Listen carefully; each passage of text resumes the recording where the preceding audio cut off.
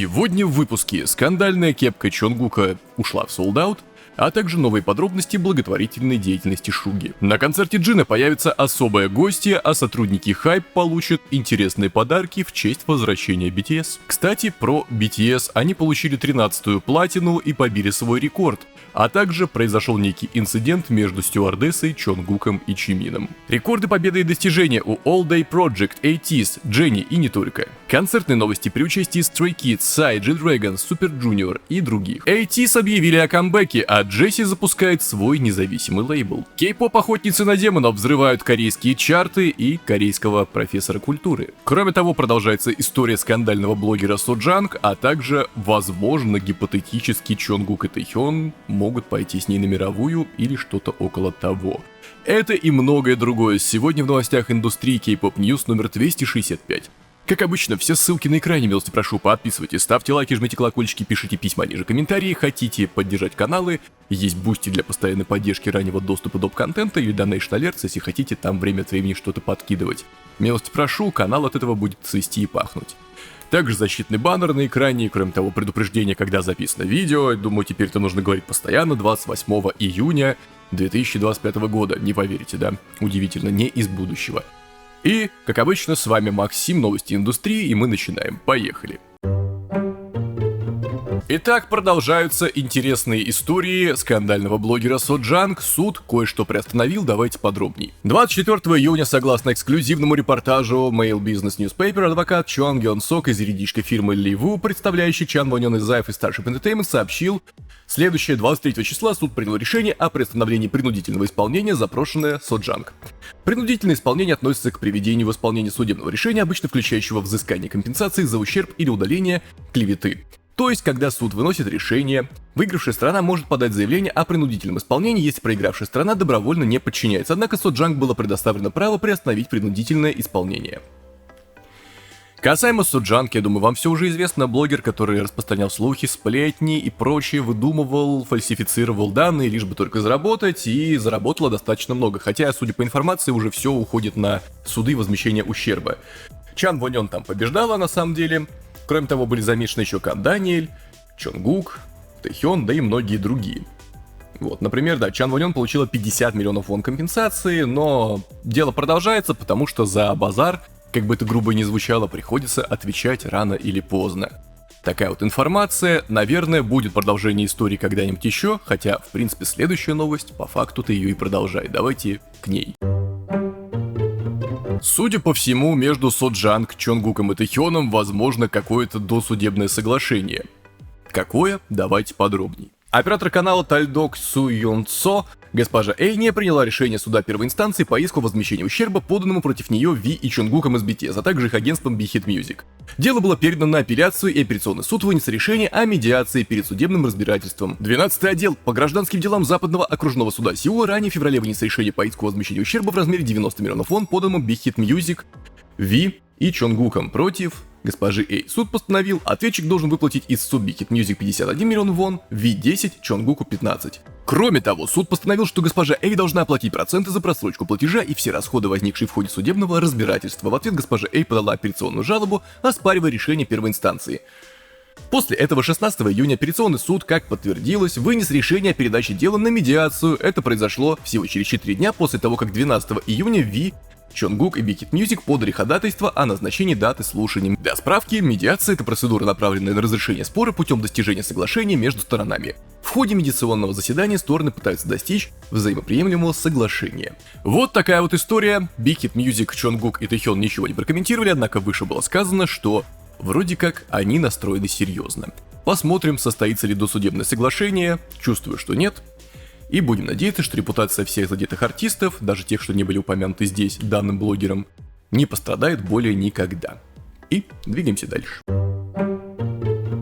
Еще немного подробностей о том, как Шуга благотворительностью занимался. Давайте подробней. 25 июня на официальном YouTube-канале госпиталя Severance было опубликовано закулисное видео, связанное с центром лечения Миньонгим. Недавно Шуга пожертвовал 5 миллиардов вон госпиталю Severance для строительства центра лечения детей и подростков с расстройством аутентичного спектра. В этом видео профессор Чхон Гын А, специалист по детской психиатрии из госпиталя Severance, рассказала о закулисье этого огромного пожертвования. По словам профессора Чхон, в ноябре прошлого года Шуга лично пришел к ней, сказав, цитата, «Я хочу пожертвовать свой музыкальный талант». Он принял непосредственное участие в разработке программы Mind, направленной на эмоциональное восстановление и улучшение социальных навыков детей. В то время Шуга проходил альтернативную службу в качестве социального работника, но использовал выходные, чтобы встречаться с детьми и проводить музыкальные занятия. Важно отметить, он не раскрывал, что является участником BTS, а подходил к детям как человек Мин Юнги, играл им музыку и учил играть на инструментах. Профессор Чхон рассказала, на первой встрече он уже прочитал значительную часть 500-страничного учебника, который я написала. Он спросил меня о Роскомнадзоре как причине смерти подростков. Когда я услышала, как он сказал, что не может закрывать на это глаза, я почувствовала, что этот человек искренен. Я сама прониклась глубоким уважением, видя, как он приходил раньше всех, ни разу не опоздав, и усердно занимался игрой на гитаре, стараясь быть на одной волне с детьми.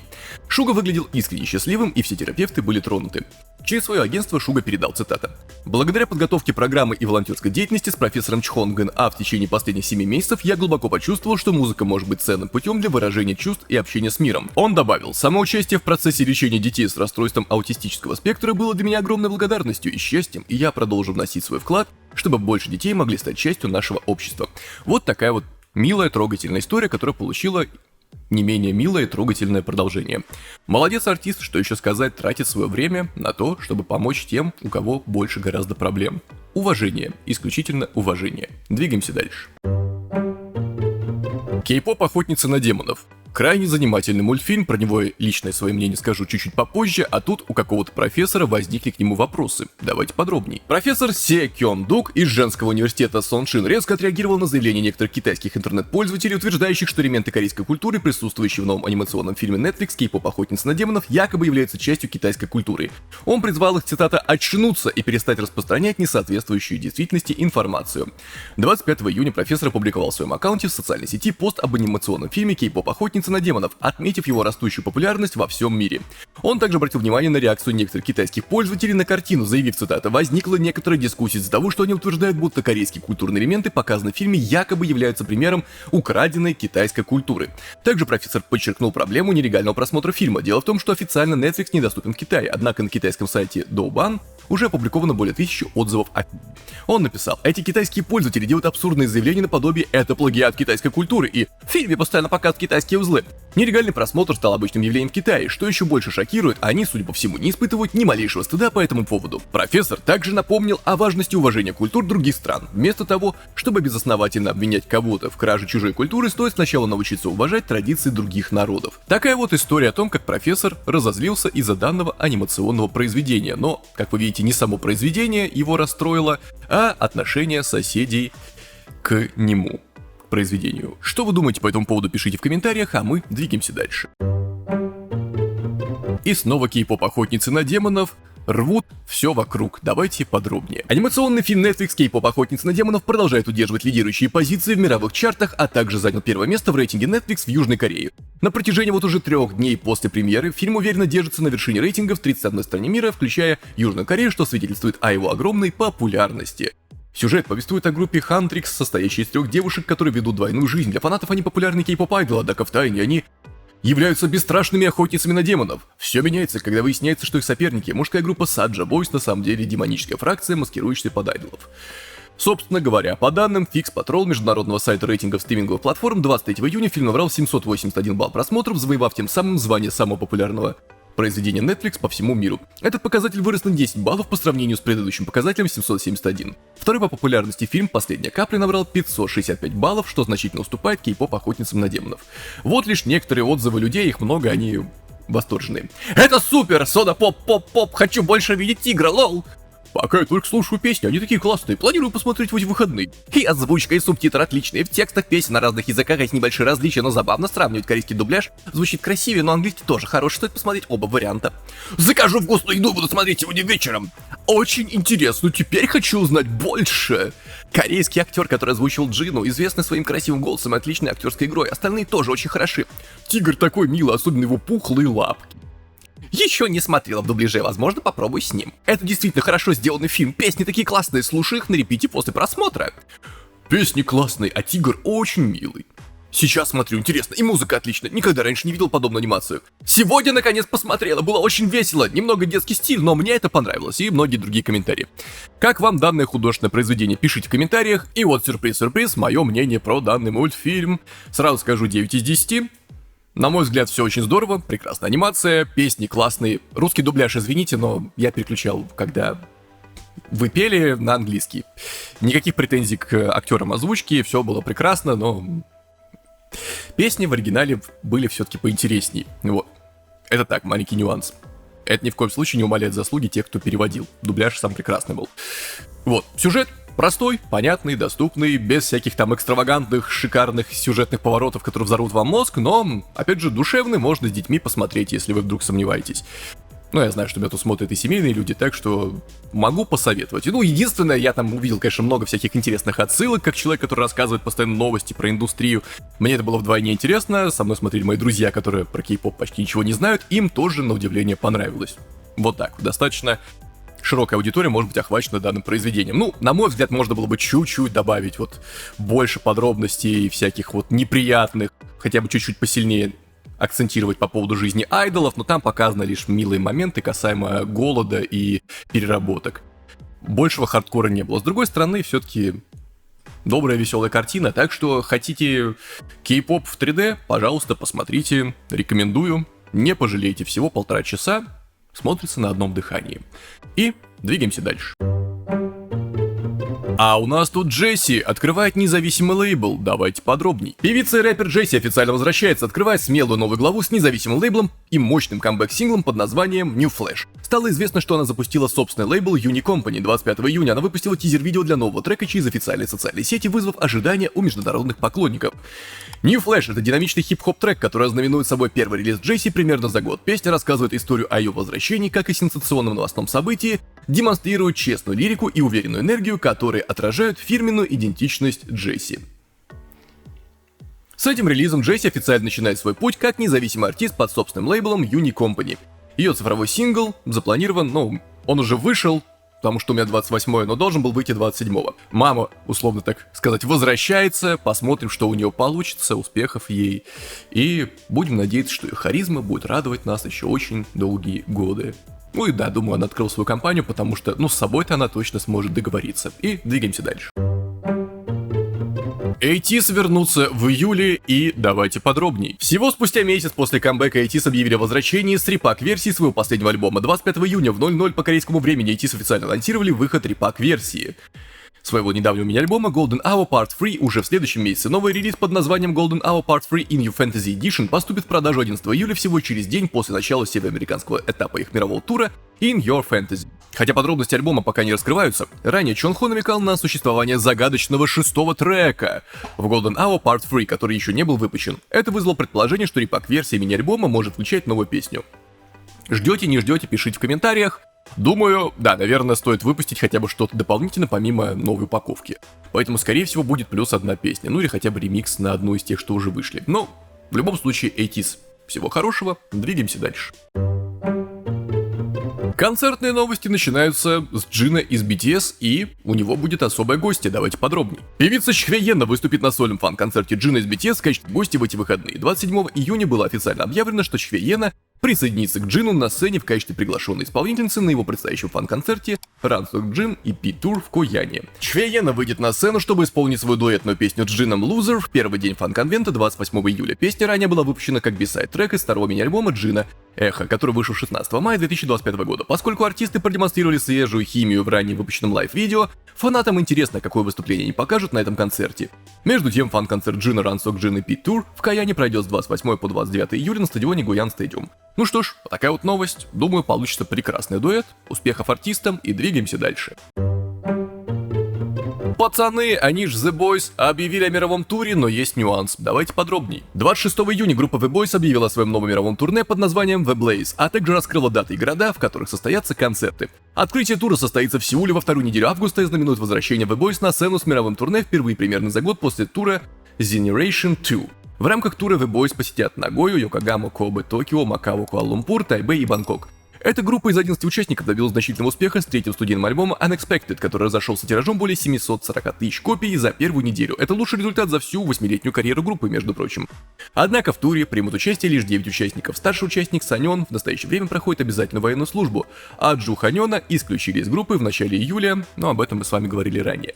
Стоит напомнить, что недавно агентство 100 официально подтвердило уход Джу Ханёна из The Boys. 18 июня стало известно, что в мае артист был замечен на приватной встрече с японской актрисой фильмов для взрослых Асукой Кирарой. Такая вот история, да, есть грустный нюанс, что один участник в армии, а другого вообще выкинули, но шоу продолжается, пацаны будут в деле и успехов им. Двигаемся дальше. All Day Project поразили людей своим выступлением, давайте подробнее. Недавнее видео с живым выступлением All Day Project на радиошоу SBS Call 2 Show захватило интернет-сообщество. Корейские пользователи сети хвалят группу за неоспоримые таланты и навыки. В видео участники первой смешанной группы The Black Label демонстрируют свои живые вокальные и рэп-навыки. Несмотря на то, что они новички, дебютировавшие всего 2 дня назад, 23 июня, они представили отточенное выступление с песней Weak, которое быстро привлекло внимание поклонников и корейских пользователей сети, но, естественно, 2 дня назад, на момент написания статьи. Видео было опубликовано в популярном корейском интернет-сообществе, и вот комментарии. Они хороши. Оу, они крутые. У Йонсо хороший голос. Вау, у них отличные навыки. Рэп Энни как раз в моем вкусе. Они все такие классные. Ого, Энни звучит так же, как в записи. Учан тоже очень талантлив. Мои любимые партии Учан, Энни и Йонсо. Учан устроил шоу Me The Money в одиночку. Такие молодцы. Мне нравится тембр Йонсо. Учан так хорошо читает рэп. Дикция Учана такая четкая и многие другие комментарии. В общем, люди в восторге, да и я сам рад, что появилась еще одна смешанная группа, а то только карты у нас появлялись время от времени, да и, по-моему, особо активных сейчас нет. Может быть, есть какие-то группы, сейчас кто-нибудь напишет, да как ты смеешь, есть же вот эта группа смешанная, которая дает один концерт в год, ну, хорошо, может быть, есть. Но из популярных пока только вот карт были. Почему бы не вернуть индустрию смешанных групп? Кто знает, может получится, и All Day Project всего хорошего. Двигаемся дальше. Ветераны труда Super Junior не просто так ветераны труда. И концерты, билеты, давайте подробней. Super Junior распродали все билеты на предстоящие концерты в Сеуле и добавили новую дату. Группа празднует 20-ю годовщину дебюта новым мировым туром, который начнется с долгожданного 3-дневного выступления в KSPO Dome в августе. Изначально были запланированы 2 концерта в Сеуле 23 и 24 августа, однако после того, как билеты на оба шоу были распроданы во время предпродаж для членов фан-клуба, группа добавила дополнительную дату 22 августа, доведя общее количество выступлений в Сеуле до 3. Билеты на недавнее добавленное шоу будут доступны через Melon Ticket, предварительные продажи для фан-клуба начались 27 июня, а общие стартуют 30. Учитывая быструю распродажу первых 2 концертов, ожидается еще одна волна жесткой конкуренции. Тур под названием Super Show 10 знаменует собой 10-ю часть серии концертов Super Junior, которая началась в 2008 году. Группа посетит 16 городов по всему миру, включая Гонконг, Джакарту, Манилу, Мехико, Монтеррей, Лиму, Сантьяго, Тайбэй, Бангкок, Нагою, Сингапур, Макао, Куала-Лумпур, Гаосюн и Сайтаму. Помимо тура, 8 июля они выпустят 12-й полноформатный альбом Super Junior 25. В настоящее время альбом доступен для предварительного заказа в онлайн и офлайн магазинах. Ну что ж, уважаемая группа, интересный материал у них, до сих пор ощущаются как молодые парни, хотя некоторым под 40 уже. И вроде как там будет полный состав, так что наверняка будет здорово. Если вдруг окажетесь на одном из концертов, не стесняйтесь сделать пару фотографий и отправить в наш телеграм-канал. Хоть посмотрим, как оно было. Super Junior, всего хорошего, двигаемся дальше. G-Dragon был приглашен Сайем на одно мероприятие. И давайте подробней. G-Dragon вызвал волну восторга в сети после того, как стало известно, что он будет первым гостем предстоящего концерта Psy Summer Swag 2025. Недавно Psy опубликовал в своих социальных сетях тизерное видео с подписью «Эй, что ты делаешь этим летом?». В ролике Psy задает вопрос камере, после чего на экране появляется GD, который отвечает «Я иду на Summer Swag 2025, а ты?». Известный своими летними концертами со звездным составом артистов, Psy снова вызвал ажиотаж, представив G-Dragon в качестве гостя. Поклонники называют это безумным легендарным дуэтом, который идеально передает их воодушевление. Тур Psy Summer Swag 2025 обещает зажечь сцену в 9 городах Южной Кореи. Он должен начаться с 2-дневного концерта в Инчхоне 28 и 29 июня, после чего последует выступление в Иджонбу, Тэджоне, Кванчхоне, Сокчо, Сувоне, Тэгу, Пусане и Кванджу. Пока что другие гости не объявлены, но, Psy умеет. Отец до сих пор, никто его рекорд с Gangnam Style не побил в плане видео, если брать по одному видео. Так что, думаю, будет интересно. Да и G-Dragon вроде как очень любим людьми, экстремально сильно, не только в Корее, поэтому Концерт обещает быть интересным. Ну что ж, успехов им и двигаемся дальше. SBS Gaida-John 2025 объявили финальный состав участников, давайте подробней. Фестиваль SBS Gaida-John Summer представил финальный состав артистов, которые выступят на сцене в этом году. 25 июня организаторы объявили новый лайнап участников, включая Asper All Day Project, AHOF, Close Your Eyes, Hit GS, Baby Don't Cry и I Did. Они присоединятся к ранее раскрытым артистам ITZY, NCT Wish, Psychers, Paul Kim, Be First, Woods, Stacey, Kickflip, NCT Dream, Idol, TXT, Enhypen, IVE, Namix, Айли, Janabi, NCT 127, Doyeon, Meow, Izna, Mark, Baby Monster, Hats to Hats и Kiki. Мероприятие пройдет 26 и 27 июля в Kintex One в Кояне. Состав бомбический, будет наверняка очень здорово. Уже завидую тем, кто отправится на данное мероприятие. Но если вы вдруг каким-то образом смотрите этот канал и попали на мероприятие, не стесняйтесь скидывать в телеграм-канал фотографии, я без шуток. Мне действительно интересно посмотреть, как это все выглядит, да и остальным тоже. Так что, двигаемся дальше. У Stray Kids произошел некий неприятный инцидент, связанный с концертами, плюс комментарии Банчана. Давайте подробней. 23 июня группа Stray Kids выступила в Вашингтоне, округ Колумбия, в рамках своего мирового тура Dominate. После 7 уже состоявшихся концертов в Северной Америке перед тысячами фанатов, этот долгожданный концерт, к сожалению, был омрачен многочисленными сбоями, связанными с экстремальной жарой и, как было оценено, плохой организацией. Итак, хронология событий. Сразу по прибытии на место несколько зрителей сообщили в социальных сетях о сложностях, с которыми им довелось столкнуться. Многие фанаты все еще ждали снаружи, когда двери закрылись раньше запланированного времени, что помешало даже некоторым обладателям VIP-билетов попасть на саундчек. В тот день температура достигала почти 38 градусов, концерт проходил на открытом стадионе и никакой защиты от солнца предусмотрено не было. Во время саундчека фанаты и участники группы оставались под прямыми солнечными лучами без какого-либо укрытия. На сцене Банчан даже вслух выразил, насколько тяжело было переносить жару. Эта изнурительная погода со временем только ухудшилась. С самого начала концерта Stray Kids несколько раз прерывали свое выступление, чтобы убедиться, все ли хорошо у зрителей. Многие заметили, что участники группы выглядели изможденными, вероятно, из-за сильной жары. Ну или из-за того, что у них песни выходят чуть ли не каждый день уже. Поэтому, наверное, много работают. Даже после захода солнца воздух оставался тяжелым и душным, что делало условия еще более тяжелыми. Столкнувшись с этой ситуацией, группа в итоге приняла решение сократить концерт по соображениям безопасности. Это решение было одобрено многими фанатами, но также выявило неподготовленность организаторов концерта к таким условиям. Одним из наиболее критикуемых моментов стал доступ к воде. На входе зрителей обязывали выбросить свои бутылки, оказавшись внутри, воду продавали по, как было сочтено, чрезмерно высокой цене – $8 за бутылку, причем бесплатной раздачи не предполагалось. Только после того, как группа напрямую вмешалась на сцене, вода наконец начала распространяться. Такое управление вызвало волну критики в интернете, направленной в основном на промоутера Live Nation и персонала стадиона. Несколько комментариев широко распространились в социальных сетях, в том числе следующие. Итак, этот стадион не пустил сотни вип-фанатов на саундчек, заставил людей выбрасывать свои бутылки с водой перед входом, затем продавал воду по $8, продавал бесплатную воду только после того, как Stray Kids остановили концерт, чтобы попросить об этом. Проигнорировал тех, кто просил о медицинской помощи, загнал всех в коридор без кондиционера для выхода, и теперь они заставляют людей выбрасывать воду при выходе, да? Феликс передавал бутылки с водой толпе фанатов. Где Live Nation? Почему это должен делать артист? Stray Kids ушли со сцены на несколько минут, чтобы все успокоились, и фанаты могли получить воду и помощь. И комментарии от лидера группы Банчана. Два вопроса. Первое. Можно ли заходить в зал со своими напитками? Два. Если нет, можно ли хотя бы пить внутри? Или обязательно покупать? Я говорю просто о воде. Знаете, о том, что нужно всем живым существам. Я остановлюсь на этом, посмотрю, что смогу сделать. Если не смогу, извините. Ну, в целом, артисты, как видно, тоже разочарованы, и я еще раз скажу, это конская цена, такие цены только в аэропорте были замечены многими людьми на воду. Я там давно не был, я летал в жизни один раз только, но в целом, да, я слышал, что в аэропорте, допустим, все может быть очень дорогим. Но это стадион, вроде бы страна победившего капитализма, а вот воду зажали, да, хоть из-под крана бы наливали, вроде в США достаточно чистая вода из-под крана. Просто поставили бы огромную бадью, там одноразовые стаканчики, ну, чтобы люди могли хотя бы лицо умыть и попить. Ну, печально, потому что потом явно осадочек останется. В любом случае, пацаны Stray Kids молодцы, и зрители тоже, что справились с такой жарой, и жаль, конечно, что концерт пришлось подсократить, но такие обстоятельства. И двигаемся дальше.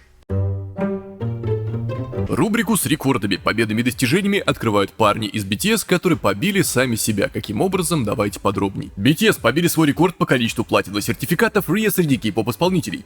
24 июня Американская ассоциация звукозаписывающих компаний RIA обновила свой официальный список золотых и платиновых синглов и альбомов, основанный на сертифицированных продажах и прослушиваниях в США. RIA присуждает золотую сертификацию за 500 тысяч проданных юнитов, платину за 1 миллион, мультиплатина за 2, а бриллиант за 10. BTS получили новые платиновые сертификаты за 4 сингла: Run, Blood, Sweat and Tears, DNA и Fake Love, каждый из которых превысил 1 миллион юнитов по совокупным продажам и прослушиваниям в США. С этими дополнениями BTS теперь имеет в общей сложности 13 платиновых синглов и альбомов, что расширяет их рекорд по количеству платиновых сертификатов RIA среди всех кей-поп-исполнителей. Ранее группа получила платиновые сертификаты за такие хиты, как Mic Drop, Boy With Love, Idol и Butter, а также за альбомы Love Yourself Anthem, Map of the Soul 7 и Beat. В 2023 году BTS стали первой кей-поп-группой, которая получила 5-кратный платиновый статус, более 5 миллионов юнитов со своим мировым хитом Dynamite. Между тем, группа также получила несколько новых золотых сертификатов за такие треки, как Save Me, Spring Day, On, Black Swan и Permission to Dance. 500 тысяч юнитов плюс у каждого. Что сказать, поздравляем парней с этими достижениями, успехов им, счастья, здоровья и всех благ. По традиции, под аплодисции зрительного зала, надпись на экране, бумажка на экране и список прекрасных героических людей, которые поддерживают выход адекватных новостей и не только. Вот они, бустеры. Спасибо, дамы и господа, товарищи, друзья, спонсоры, донатеры. Благодаря вам все это выходит, продолжает и будет выходить, за что вам большое спасибо. Далее Бусти. Ранний доступ, дополнительный контент и многое другое ждет вас там. Проходите, смотрите, изучайте, милости прошу. Там много прекрасных, адекватных людей, можно все пообсуждать. Я отвечаю там на комментарии, дополнительный контент, ранний доступ и вообще всякие бонусные видео, которые никогда больше нигде не выйдут, кроме как на Бусти. Так что проходите. И это, да, помогает каналам не загнуться и ведущему покушать хотя бы 7 раз в неделю. Далее, другие каналы, которые я тоже веду в одно лицо. MPTube, реакции, марафоны, комментарии к музыкальным произведениям. Не в духе «Боже мой, как это шикарно!» И так вот каждый раз нет. По поводу аранжировки, вокала, художественной составляющей, общие впечатления и нормальные, честные, искренние эмоции, а не вот это вот переигрывание с выпущенными глазами. Ну, конечно, да, это влияет на просмотры, которые очень минимальны, но зато остаюсь с собой. Ну и есть люди, которым это нравится. Можете стать одними из них.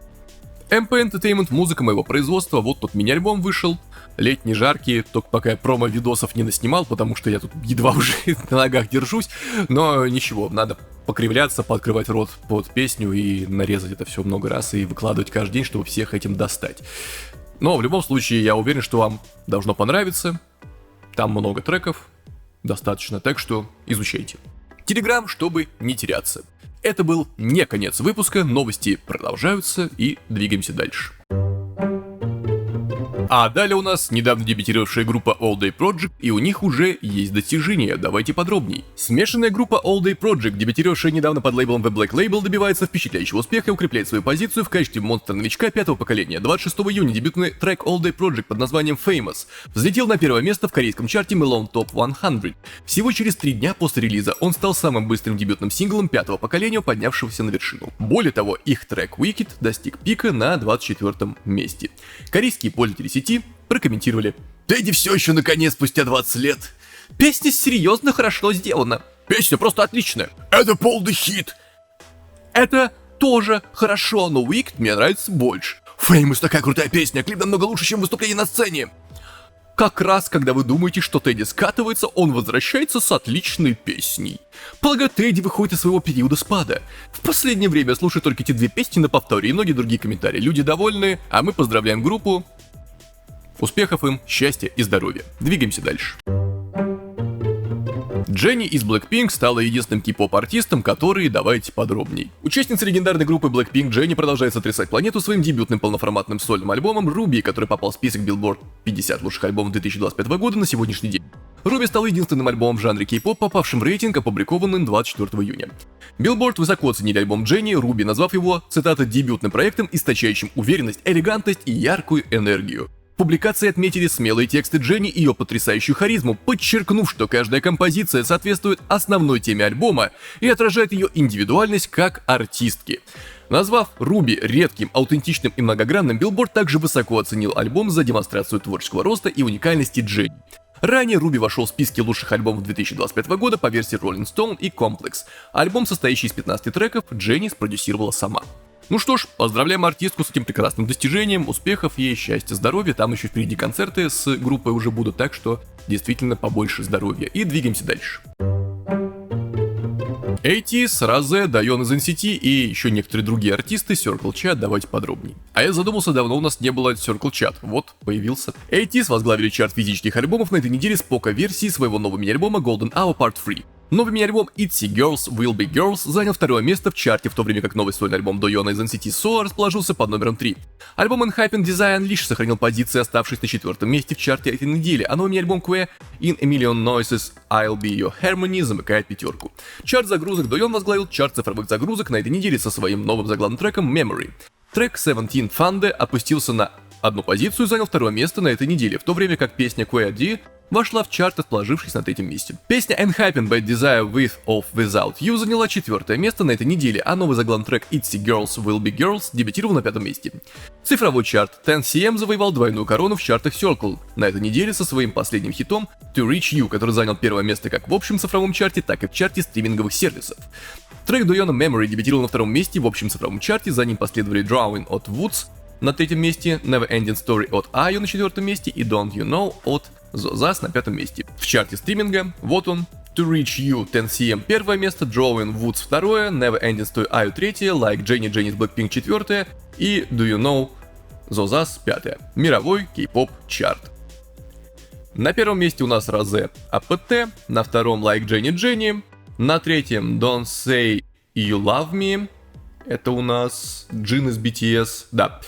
Fande от 17 и на последнем месте пятом aespa Whiplash. Ну, собственно, вот такой вот Circle Chat. Всех артистов поздравляем, успехов и двигаемся дальше. А далее у нас Корейский институт бизнес-исследований, рейтинг репутации артистов групп, давайте подробней. 30-е Hats to Hats, 29-е Park Jin Young, 28-е Bibi, 27-е Канданиль, 26-е Kwe, 25-е TWS, 24-е Jang Yu Jan, 23-е Ka The Garden, 22-е Idol, 21-е 50-50, 20-е NCT, 19-е Yontag, 18-е Lee Seraphim, 17-е Rise, 16-е Oh My Girl, 15-е I-Elite, 14-е Day6, 13-е Kiki, 12-е Twice, 11-е Zozas. 10-е место Red Velvet, 9-е Lee Chanwon, 8-е Psy, 7-е SPA, 6-е IVE, 5-е Big Bang, 4-е Blackpink, 3-е 17, 2-е Lim Yeon Un и 1-е BTS. Поздравляем всех, счастья им и двигаемся дальше. Ну и как обычно предупредительное сообщение для тех, кто почему-то по привычке тыкается сюда, думая, что все новости про BTS сосредоточены только в конце. Нет, они теперь размазаны по всему выпуску, но раз уж вы смотрите это сообщение, то предупреждаю, что выпуск записан 28 июня. Возможно, будет какая-то дозапись в виде сцены после титров, но все, что вышло после публикации данного видео, попадет в следующий выпуск. Правильно, надеюсь, вы это запомнили. Ну а если будут предъявы и вопросы, почему же это не попало, бла-бла-бла-бла-бла, то вы знаете, что произойдет правильно. Вас забанят навсегда, безжалостно и бессердечно. А теперь новости про BTS, погнали. Джей Хоупа, судя по всему, обвиняет в том, что он что-то украл у G-Dragon. Давайте подробней. Новость переводится на ходу. Недавно Джей Хоуп из BTS подвергся критике за свое поведение на неделе моды в Париже. Приземлившись в Париже на мероприятии Louis Vuitton, Джей Хоуп был замечен в штаб-квартире бренда. СМИ запечатлели его вход и выход, в ходе которых айдол продемонстрировал свой шик. Написано огромный шик, ну, видимо, свое очарование и прочее. Кстати, об этом было в прошлом выпуске. Его действия в этот момент сравнили с действиями G-Dragon, что вызвало некоторые обвинения в копировании манер участника Big Bang. Для некоторых это было проблемой, поскольку многие манеры G-Dragon были результатом его застенчивой натуры, а также приписывались его тревожности. Однако, похоже, G-Dragon отреагировал на то, что пользователи сети начали противопоставлять этих двоих. Под постом, показывающий прибытие Джей Хоупа на настоящий показ Louis Vuitton, пользователи сети обнаружили, что G-Dragon понравилось видео. Кроме того, фанаты указали на другие случаи, когда G-Dragon позитивно взаимодействовал с Джей Хоуп, надеясь прекратить любые ненужные сравнения и негатив. Многие прямо критиковали негативные твиты от G-Dragon, напоминая, что эти двое, вероятно, друзья, и что для них не должно быть ничего плохого в том, чтобы взаимодействовать друг с другом. Ну, комментарии людей опустим, в целом вообще ситуация какая-то абсурдная. Я начали по заголовку думал, наверное, обвиняют в плагиате, это же чаще происходит, такие обвинения. Нет.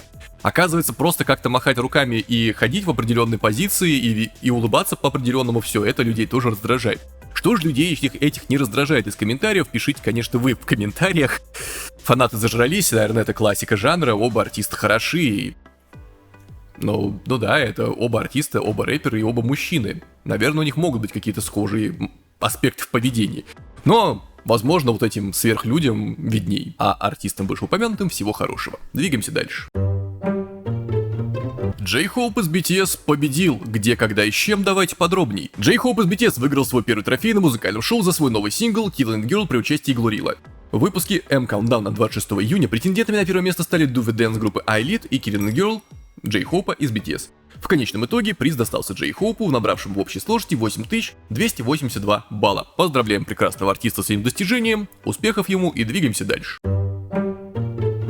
Казалось бы, все про это забыли, но скандальная кепка Чонгука снова в фокусе внимания, ушла в солдат, давайте подробней. Чонгук, участник BTS, стал невольным участником скандала, когда его сфотографировали в кепке с надписью Make Tokyo Great Again во время репетиции концерта. Эта кепка вызвала сильные споры, но несмотря на это была полностью распродана. 13 июня Чонгук появился на репетиции концерта своего товарища по группе Джей Хоупа в кепке с надписью Make Tokyo Great Again. Эта фраза, созданная по образцу лозунга избирательной кампании президента США Дональда Трампа, известна в Японии как лозунг, используемый японскими ультраправыми. Некоторые критики утверждали, что это выражение, прославляющее японский империализм, однако сразу же подтвердил, что Чонгук получил эту кепку в подарок от знакомого, и фраза на кепке не несла политический характер, а относилась только к фэшн-индустрии. Когда споры разгорелись, Чонгук 14 июня рано утром оставил сообщение на фан-платформе, цитата: «Я не смог в достаточной мере проверить исторические и политические значения этой надписи. Я был недостаточно внимателен и осторожен, кепка была немедленно уничтожена». Кепка является продуктом японского модного бренда. Они сказали следующее: «Приносим искренние извинения всем, кто почувствовал дискомфорт». Однако пояснили, этот дизайн не является политической позицией, а выражает надежду на процветание токийской модной индустрии. Между тем, несмотря на споры, эта кепка быстро была распродана. Цена кепки составляет 13 200 йен, что эквивалентно примерно 7000 российских рублей. Странно, что эта история снова всплыла, но, видимо, кепка ушла в солд-аут и, возможно, появился новый тираж. Такая вот непреднамеренная реклама. Ну, что сказать. В остальном-то все прекрасно. Артист продолжает работать, и успехов ему, двигаемся дальше. Далее у нас Чонгук, Чимин и стюардесса. Последняя подверглась травле в интернете за то, что написала. Что она такое сделала, давайте разбираться. Новость переводится на ходу. Вьетнамская стюардесса поделилась трогательным сообщением об обслуживании Чимина и Чонгука из BTS на рейсе в Дананг, что вызвало как похвалу, так и обеспокоенность по поводу конфиденциальности среди фанатов. 26 мая социальные сети во Вьетнаме были в восторге от появления участников BTS Чимина и Чонгука в Дананге, Вьетнам. Путешествовали ли они по делам или на отдых, остается неясным, но одной этой новости было достаточно, чтобы взбудоражить фанатов по всей стране. Позже, тем вечером, бортпроводник, идентифицированный как MH, поделился своим личным опытом обслуживания звезд BTS на рейсе Vietnam Airlines, и в эмоциональном посте MH написал: «Я никогда не думал, что у меня будет шанс встретиться и обслужить Чонгука и Чимина на рейсе VNA. Сначала я не узнал их, потому что было много пассажиров, но во время обслуживания питанием я присмотрелся и понял, что это они. Один из моих коллег проверил список пассажиров, и весь экипаж был вне себя от радости». Несмотря на то, что он был поклонником, MH воздержался от просьб о фотографиях или автографах, чтобы уважать частную жизнь айдолов. Вместо этого они оставили рукописную записку, полную восхищения и теплых пожеланий. «Добрый день, добро пожаловать на борт. Для меня большая честь обслуживать вас на сегодняшнем рейсе. Надеюсь, вы останетесь довольны обслуживанием и прекрасно проведете время в Дананге. Мы армия, и мы вас очень любим». По словам MH, и Чимин и Чонгук прочитали записку и улыбнулись, сделав этот момент одним из самых незабываемых в их карьере. История быстро стала вирусной, вызвав значительное взаимодействие на вьетнамских платформах и социальных сетях. В то время как многие хвалили уважительный жест и трогательные слова бортпроводников, другие критиковали их за раскрытие маршрута участников BTS, которые артисты держали в тайне. Поклонники подчеркнули, что людям, которые сталкиваются с кумирами в подобных обстоятельствах, следует воздержаться от публикации сообщений об этом, пока артисты не покинут страну, чтобы защитить свою конфиденциальность и безопасность. Между тем, вскоре появились сообщения о том, что Чонгук и Чимин были замечены в международном аэропорту Дананга, а затем на местном рынке. Их видели в сопровождении высоких сотрудников службы безопасности, операторов и персонала, предположительно являющегося частью съемочной группы. Многие фанаты предположили, что пара приехала туда, чтобы снять реалити-шоу, учитывая наличие профессионального съемочного оборудования. Эта информация не подтверждена еще, но вот такая история. Человек просто поделился приятным событием, и половина людей сказали «здорово», а другая половина сказала то, что сказала. Все озвучивать не стану, там есть некоторые комментарии, которые озвучивать не стоит. Ну, что вы думаете по поводу этой ситуации, пишите в комментариях. Ну, наверное, есть логика в том, что раз уж увидел, встретился, то да, подожди, пока уедут. Но, понимаете, люди, которые являются фанатами, иногда не могут себя контролировать. Хотя по новостям, которые рассказываю, возникает чувство, что всегда. Но это, конечно, только исключительные случаи 100% безумия. Здесь все вроде было очень цивильно. И артистам всего хорошего. Двигаемся дальше. Сотрудники Hype получат очень приятный бонус за возвращение BTS, давайте подробней.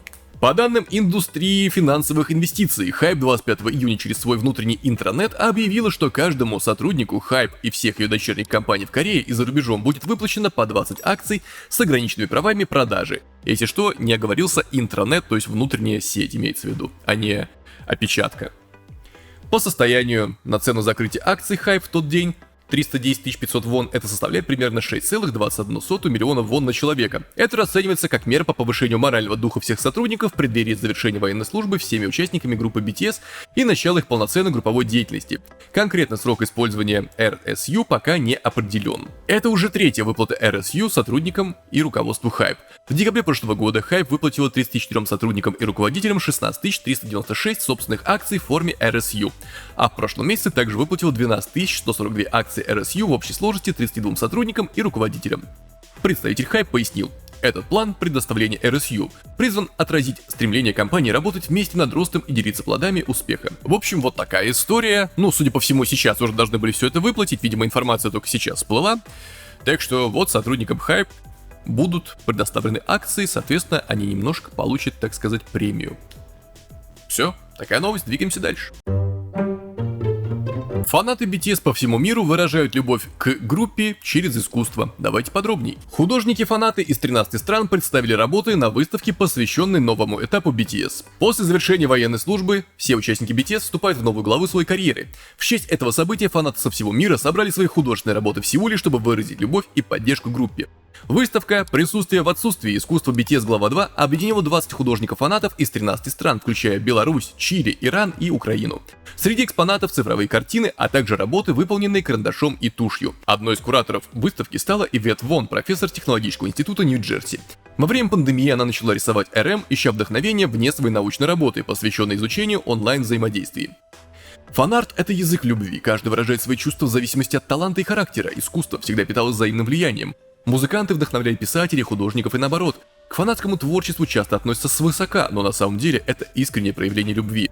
Да, есть крайности вроде сосен фанатов, но они не отражают всю фэндом-культуру, отметила Вон. Со Джи Ин, сооснователь арт-агентства Jasper и соорганизатор выставки, рассказала, что большинство приглашенных художников уже имеют свою аудиторию и с радостью согласились участвовать. Многие посетители приходили специально, чтобы увидеть работы любимых авторов.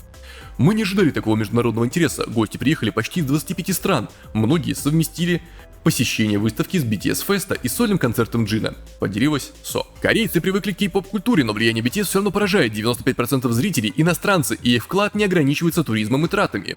Это культурный феномен, тысячи людей учат корейский язык именно благодаря BTS, добавила она.